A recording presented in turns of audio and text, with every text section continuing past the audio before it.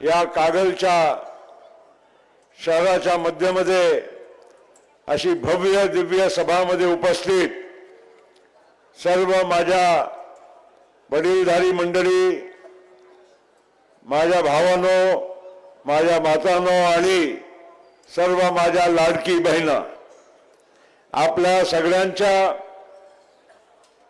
आज दर्शन करण्याचा लाभ मिळालेला आहे। आम्ही गोंदिया जिल्ह्याचे महाराष्ट्राच्या पूर्वेमध्ये शेवटच्या टोकाचा जिल्हा आणि हा कोल्हापूर कागलमध्ये महाराष्ट्राच्या दुसऱ्या टोकावर असलेला या जिल्ह्यामध्ये आणि थेट मी गोंदिया ते कोल्हापूरला झालो आणि आमच्या गोंदिया आणि कोल्हापूरला जोडणारी एक रेल्वे आहे ज्याला महाराष्ट्र एक्सप्रेस म्हणतात। ते गोंदियापासून इथे कोल्हापूर पर्यंत येते। मित्रांनो, मुश्रीफ साहेब आणि माझ्या जवळपास 30-35 वर्षापासूनचा संबंध आहे। आम्ही सगळे आमच्या आदरणीय पवार साहेबांचे चेले आहोत। आम्ही पवार साहेबांना दैवत मानणारे व्यक्ती आहोत आणि आजही कोणी काही म्हणो, मुश्रीफ साहेबांच्या आणि माझ्या मनामध्ये पवार साहेबांच्या बद्दल आदरच आहे आणि आयुष्यभर आम्ही आदर करत राहणार।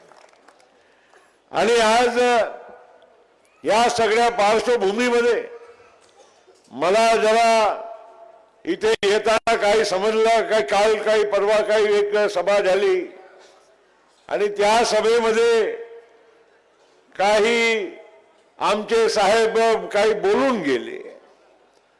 ते मला आश्चर्यही वाटलं, दुःखही वाटलं की एवढा वर्ष आम्ही साथ दिलं, प्रामाणिक साथ दिलं।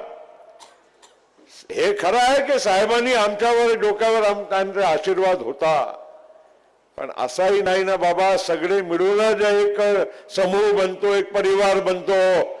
फक्त घरच्या मोठ्यांच्या मुळेच परिवार चालतो की मोठा सगळ्यात चालतो बरोबर व्यवस्थित असं नसतो। सगळ्यांची साथ लागते, सगळ्यांच्या साहेबांच्यावर प्रेम लागतो आणि प्रामाणिक काम लागते। आज 5-5 वेळा तुम्ही लोकांनी यांना आशीर्वाद दिला, तिकडच्या आशीर्वादमुळे नाही, त्यांच्या केलेल्या कामाच्यामुळे तुम्ही यांना आशीर्वाद दिलेला आहे। वारंवार कोणी 5 वेळा आणि आता 6वी वेळा उभे आहे, ते तुमच्या प्रेमापोटी उभे आहे। तुमच्या एक काम त्यांनी केलं आहे त्याच्यामुळे उभे आहे। आता एक पुस्तक आम्हाला दिली गेली, तसं मला माहित आहे मुश्रीफ साहेब किती काम करतात आपल्यासाठी, पण 7,000 कोटीचा आकडा त्या पुस्तकामध्ये या कागलच्या मतदारसंघामध्ये पैसे आणून त्यांनी विकासाचं काम केलं आहे। ही काही छोटी गोष्ट नाही आहे। पवार साहेबांच्या बद्दल परत मी तो विषयावर येतो की आम्हा सगळ्या लोकांनी साहेबांच्या सोबत काम केलं। साहेब काही बोलले परवा, ते मला काही आवडलं नाही। तर साहेबांना शोभणारी ती भाषा नव्हती। पाडू पाडू पाडू असा काही आमचे साहेब बोलतील असा कधी, आणि ते पण मुश्रीफ साहेबांच्या बद्दल, हे मला काही समजलं नाही। मुश्रीफ साहेबांनी आम्ही सगळ्यांनी वर्षोनवर्ष साहेब म्हणले ते आम्ही त्यांचा आदर केला, सन्मान केला आणि ऐकलं। आणि हे कोणी जर म्हणत असेल की मुश्रीफ साहेबांनी की आम्ही की कोणी गद्दारी केली, परवा दिलीप वळसे पाटलां ते गद्दार आहे असं बोलले, हे मला खूपच वाईट वाटलं। आम्ही लोक साहेबांच्या कधी आम्ही क्वेश्चन केलं नाही आणि जे काही आम्ही पाऊल टाकलेलं आहे मुश्रीफ साहेब, आम्ही अजित दादांनी, असा नाही की साहेबांना आम्ही सांगून केलं नाही। साहेबांना सगळं आम्ही अनेक वेळा चर्चा केली। आमची भूमिका विकासाच्या सुसंगत असावी हे आम्ही सांगितलं। आपण देश दिशा काय आहे त्याच्या बरोबर चालणं ही काळाची गरज आहे हे आम्ही सांगितलं। आणि तरी देखील आज कोणी म्हणत असेल की पवार साहेब म्हणत असेल की आम्ही गद्दारी केली, तर अशी म्हणजे गोष्ट आम्हाला ही परवडणार नाही. मित्रांनो, जे ग्रहस्थांचं नाव तुम्ही घेतला, उद्याची शेवटची सभा घेणारा जयंत पाटलांचं तुम्ही नाव घेतलं. जयंत पाटलांची आणि आमच्या सगळ्या लोकांची साक्षमध्ये मी सांगतो की साहेबांची आमची मीटिंग झाली आणि त्या मीटिंग मध्ये सगळ्यांनी जयंत पाटलांचा सगळ्यांची भूमिका होती की आम्ही महायुती बरोबर जायला पाहिजे. साहेबांनी अनेक वेळा आम्हाला पण होकार दिला की तुम्ही पुढे जावा, समोर जा.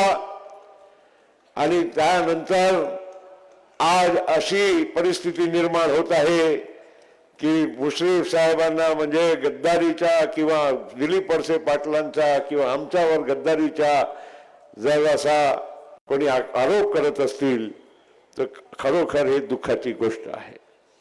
मुश्रीफ साहेब प्रामाणिक माणूस आहे, इमानदार माणूस आहे, गोरगरिबांना सोबत घेऊन चालणारा एक सामान्य शेतकरींचा मुलगा जेव्हा मोठा होतो आणि आज सर्व समाजाला घेऊन या कागलमध्ये हिंदू मुस्लिम काय हे ते जे देशामध्ये घडते असं कधी या भागामध्ये दिसत नाही. त्याच्या कारण आहे तुमचा नेता एवढा प्रामाणिक आहे, एवढा मनाचा आहे, ही त्यांची महानता आहे.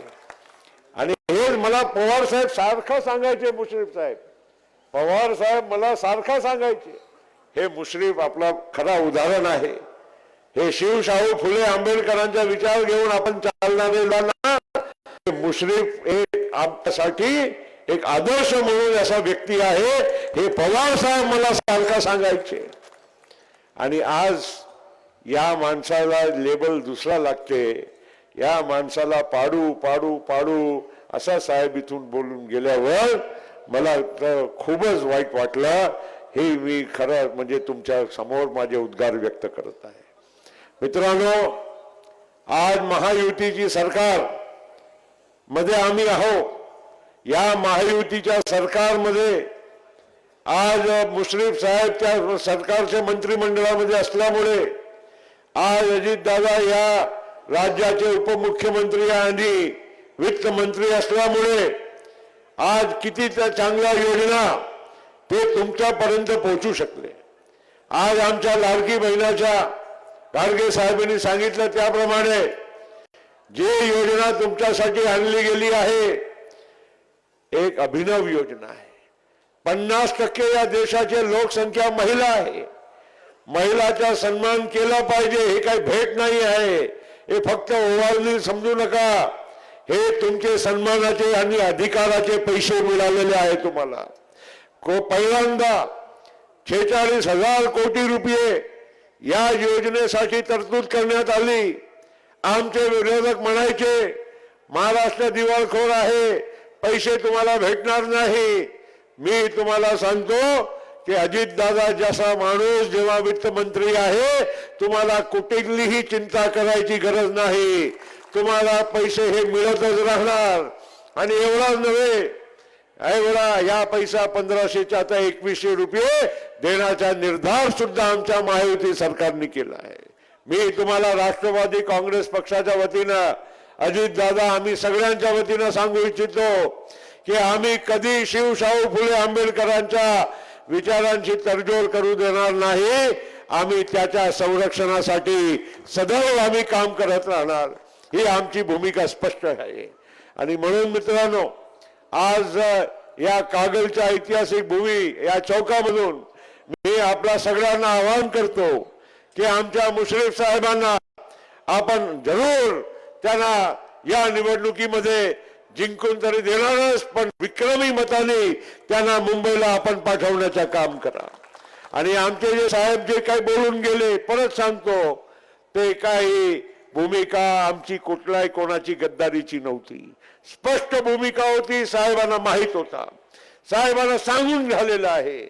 आणि अनेक गोष्ट आहे, ते काही सगळं काही मी बोलू इच्छित नाही, पण जे काही आम्ही केलं आहे ते प्रामाणिक भूमिका आमची होती.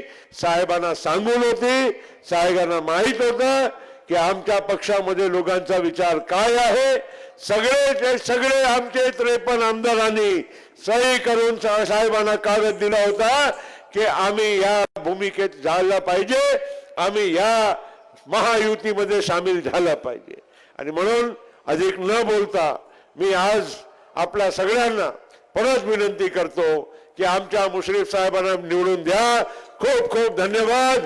जय हिंद, जय महाराष्ट्र. सणासुदीचा आनंद द्विगुणित करा वारणा उत्पादनांसोबत. वारणा श्रीखंड, तूप, दही, दूध, लस्सी, बटर, चीज आणखी बरंच काही. सणासुदीच्या काळात शुद्ध आणि सात्विक वारणा उत्पादने घरी आणा. वारणा, आनंद अस्सल चवीचा.